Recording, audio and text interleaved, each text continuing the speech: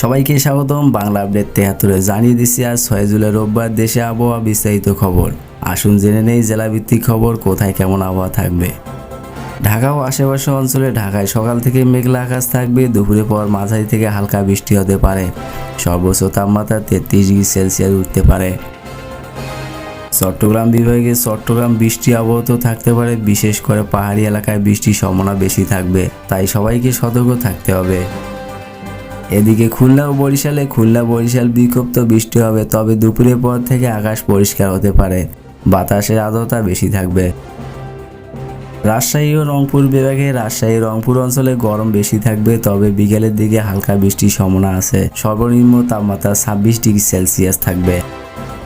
সিলেট সিলেটে ভারী বৃষ্টি হতে পারে, পাহাড়ি ঢল নদীর পানি বাড়তে পারে, সবাইকে সাবধানে থাকতে হবে।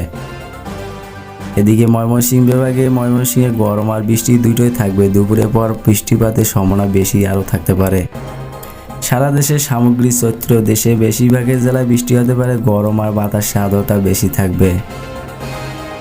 এই ছিল আজকের আবহাওয়ার আপডেট। যদি আপনাদের এই ধরনের খবর প্রতিদিন পেতে চান তাহলে আমাদের চ্যানেলটি অবশ্যই সাবস্ক্রাইব করে রাখবেন।